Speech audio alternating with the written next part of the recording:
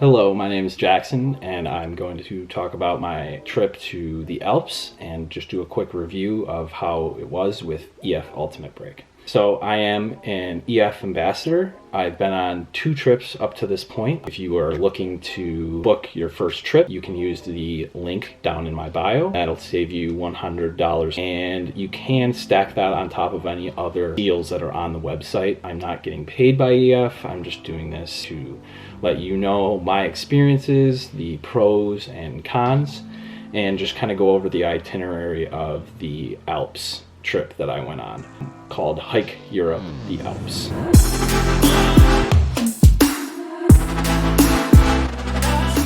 This trip was started in Switzerland. You go to Italy and then to France. This was my first EF trip, so I wasn't too sure of what to expect. It was 12 days. I did it in July with my younger sister. Looked through all the trips that were on the website and found that this was one of the best ones in terms of hiking, just because I like to do more of the activities, but you still also get a bunch of free time to do things. We're gonna go over the itinerary first. Day 1 is just an overnight flight, not really doing much other than just traveling. It's a travel day. We did book our flights through EF, so that's something to know for later in the video when I go over the pros and cons. So day 2 is just the arrival into Lausanne, Switzerland, the welcome dinner, which is also provided via EF. Day 3 is really where the first hike is in the Levant vineyards. This hike was pretty easy. Since we went in July, it was very hot. That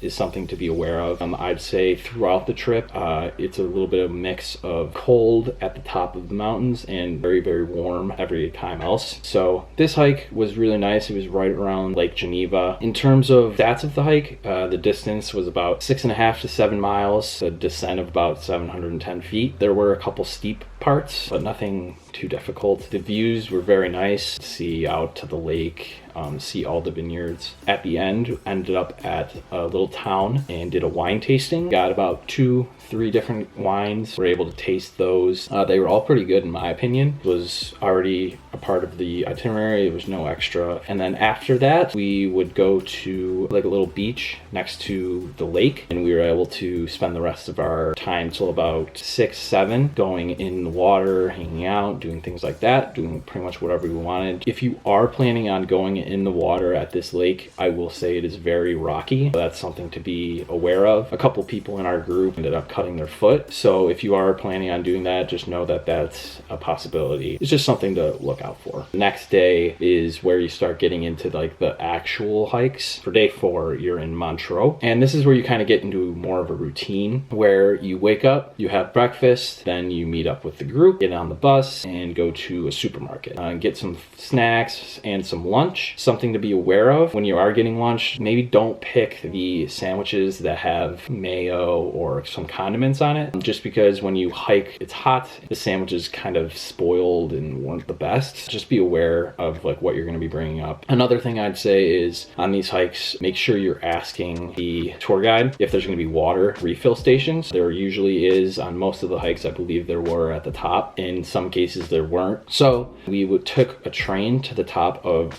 Rochers de Naye. Had about 1 to 2 hours at the top, hang out, walk around, eat our lunch. At the top, it was pretty cloudy. Once we had our time there, we decided to meet up as a group. Tour guides showed up, and then we started our hike. This was one of the easier hikes in my opinion. They offered poles. I never really used poles.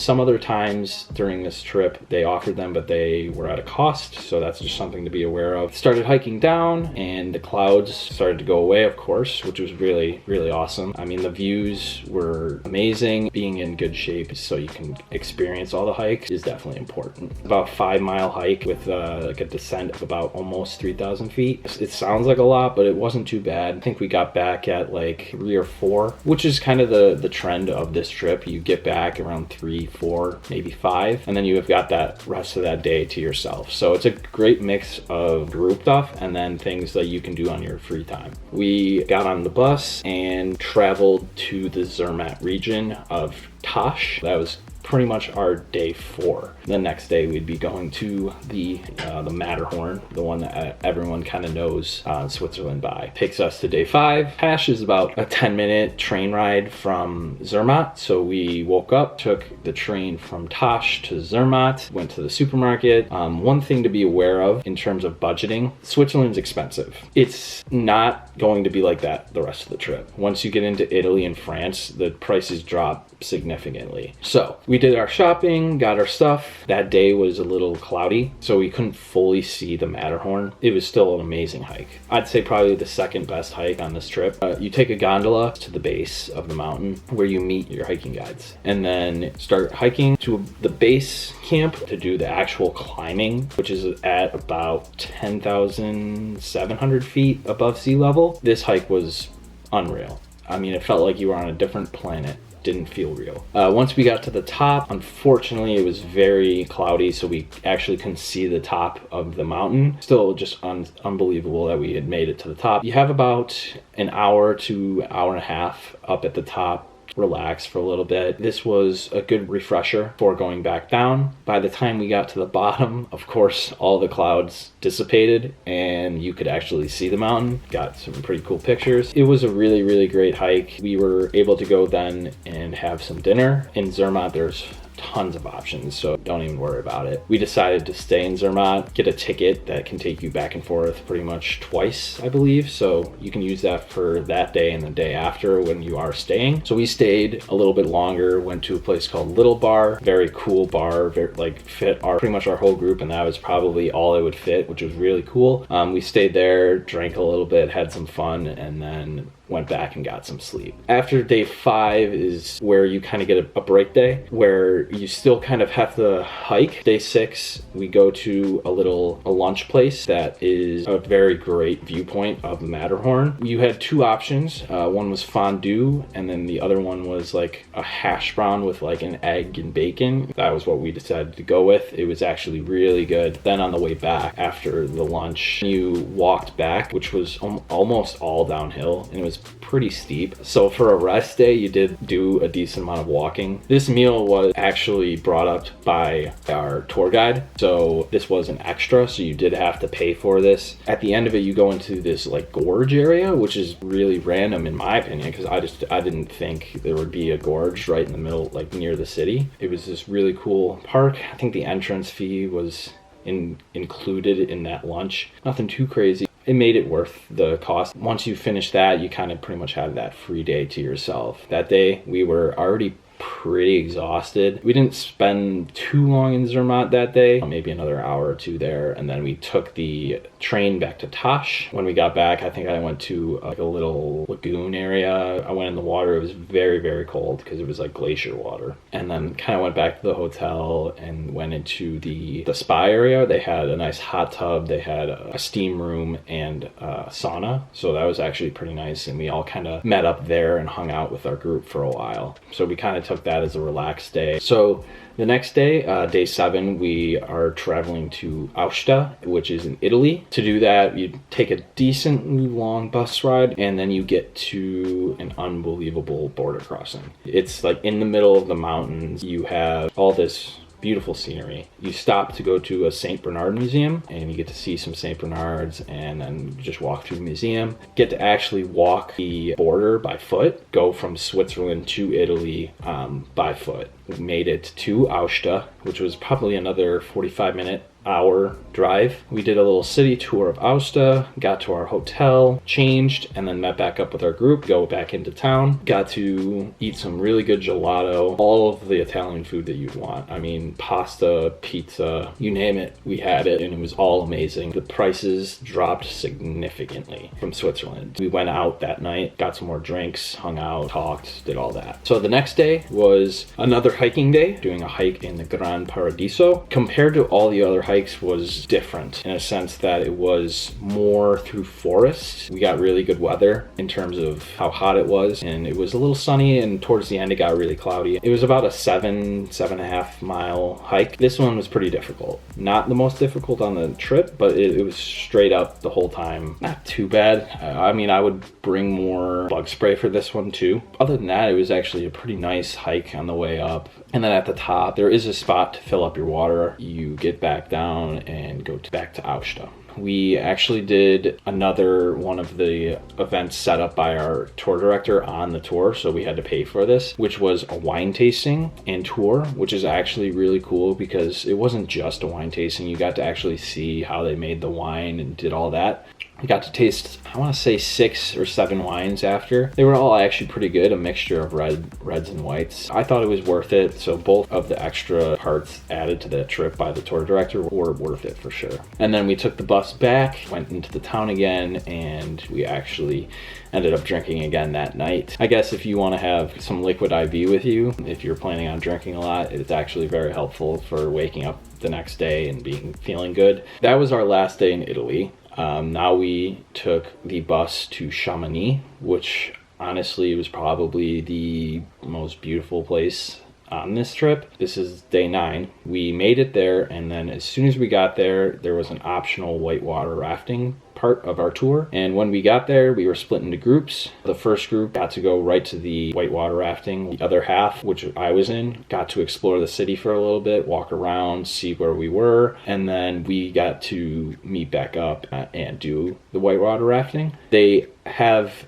a person that follows you in like a moped and takes pictures, and then you can buy them at the end. They're not too expensive because when you're with that group, you can all pool together and buy the pictures together. So it wasn't too expensive and definitely worth it. So day 10 was one of the best hikes of the trip, which is the Achilles Rogues. This was very, very hot. You are on the side of a mountain with no cover. I think it was 80, maybe 90 degrees. It was unreal because you get to hike up to this little blue lagoon, and you get to hike through these snow-capped areas which are like slanted like this, and it can be a little scary, I'm not gonna lie, but you are with very, very knowledgeable guides that are there to help you. You did have to walk through this passage that had a snow cover with a pretty far fall, but everyone in our group did it perfectly fine, and I never really felt scared or worried because they were there to help us. And then we made it to the top, had a spot to eat, and had a beautiful view. This was one of those hikes where they didn't have water at the top, so that's something to be aware of because I ran out of water pretty quick, and it was pretty brutal going down and not having any water because of how hot it was that day. We ended up making it back down into Chamonix, and then we had the option to take our bus back to our hostel, but this time we decided to stay in the town for a little bit longer, did shopping, got some food, and then took some public transport back later. When you are taking public transport back, just be aware of the time that you're doing it. We ended up taking it at 5, which probably wasn't the smartest idea because it got really, really, really packed on that bus. Like there was no room whatsoever. Other than that, no problems getting to and from the city to the hostel. I think the hostel was maybe 5-10 minutes outside the city. So that brings us to day 11, which was the day of ups and downs, because this is where we were supposed to go to the 12,000 foot glass box, which is the Guidoli. I don't know, I definitely didn't say that right. But you have to take 2 very steep gondolas to the top. It was a little windy and they didn't know if we were going to be able to do it, which was very devastating at the point because that seems like one of the coolest parts of the trips. But luckily we were in the last one that they let up from the bottom, and then once we got up to the top or halfway, they said that the wind slowed down and that we would be able to take the last one, because the last one is so steep that if it was too windy it would be dangerous to do it. But luckily the winds calmed down and we were able to do it. We get to the top And then the line to get to the glass box was too long, so we didn't do that, which kind of sucked. But at the same time, I was just so glad that we were able to get up there that it didn't really matter at this point. We were able to walk around, see Mont Blanc, and it was just an unbelievable sight. Being 12,000 feet up, this was the only time on the trip where I was actually feeling the altitude. Just walking upstairs, like it was difficult. It's very cold up there, but as the rest of this hike afterwards, it was again 80, 90, no coverage, like no tree coverage, and sun. So if you are going up and you know that it's sunny, I would wear shorts underneath your hiking pants, or like 2 layers of clothes, because it is cold up top, but when you get to the bottom and start doing the hike, which is about 4 to 4.5 miles, it's really hot. I brought like a coat and all this, and I was really bundled up, but I didn't have layers like for like shorts or anything like that, so I was wearing pants, and I was just getting cooked by the sun. And it was a pretty difficult hike for that reason, just because it was so hot and I was getting cooked the whole time because I wasn't wearing shorts. And a pretty good hike. It was on the opposite side of the valley as the last hike. We got to hike up to this glacier, the remnants of a glacier, eat lunch, and then we were back down to the town, and that was pretty much the last day. So we went back to our hostel, and it was our farewell dinner, which was pretty awesome. And just the fact that we had made such good friends with people that we didn't know 12 days ago was really crazy. It was something I didn't expect coming in. Really, really cool. And that'll kind of lend me into the pros and cons of this trip. We'll start with the cons, just because there's only a couple, and most of them really involved just the travel to and from. As I said, we booked our flights through EF, and flying from Buffalo to Atlanta, from Atlanta to Paris, and then Paris to Geneva. Of course, one of our flights got canceled. The Paris to Geneva flight got canceled, and we realized that in Atlanta. So I went up to the desk, tried to sort it out beforehand, get ahead of it. They said that they had it under control and that we would be on that flight. We flew from Atlanta to Paris, which was about an 8-hour flight. Got to Paris and didn't see any boarding information, so we were a little confused.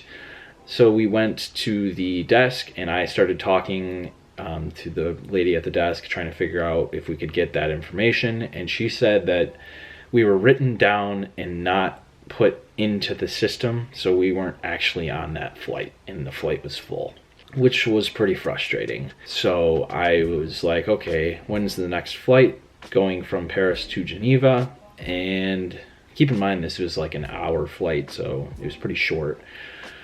The next flight leaving was 8 hours.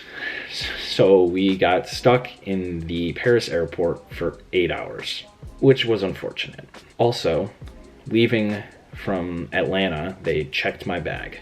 I didn't want this to happen because I know that international travel with checking bags usually means your bag gets lost. And little did I know that they would lose my bag. If you're going to travel, try traveling with an AirTag so you can actually tell them where your bag is. Throughout this whole experience though, my tour director was helping me through this and trying to set up logistic things to help us get there, so that they had a van waiting for us at the Geneva airport when we eventually did make it, which was on day 2 at night, when we were supposed to make it there in the morning. So we missed our welcome dinner, which sucked, and they lost my bag, which sucked. I didn't have clothes packed in my carry-on, or my bag. I did the hike in my gross clothes that I'd been wearing for 2 days. But luckily it was the easier hike that was in the vineyards. So when we made it to that cove where we could swim, I had to go back into town and shop and buy a bunch of clothes. Luckily I had the EF insurance, so I was able to get this all paid for after the fact.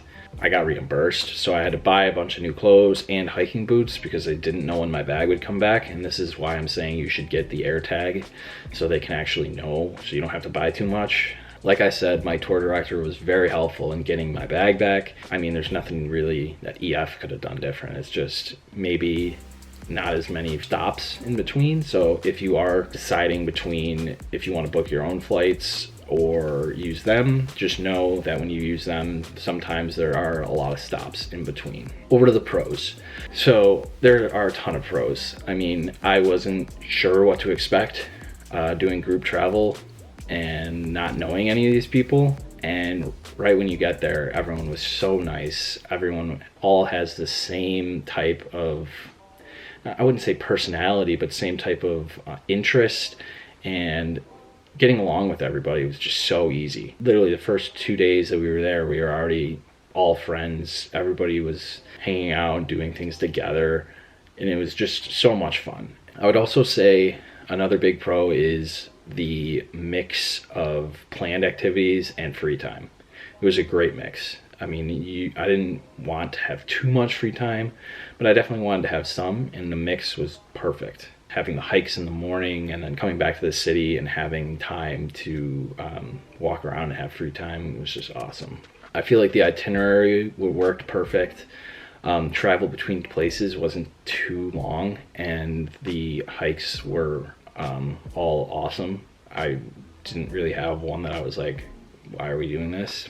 When it comes to the amount of money you spend, I mean, that really depends on your spending habits. And like I said, in Switzerland, it's going to be a lot more. And then as you go on, it came down significantly. Going in, being as nervous as I was, leaving, I just felt like it was just something that was so awesome that a company could provide. That type of inclusivity, just having everybody together, and just the itinerary in general. So thank you. I will have another trip preview for my second EF trip, which was an actual solo one. I did not go with my younger sister for this one. I went to Patagonia in January, and that one will be coming up soon.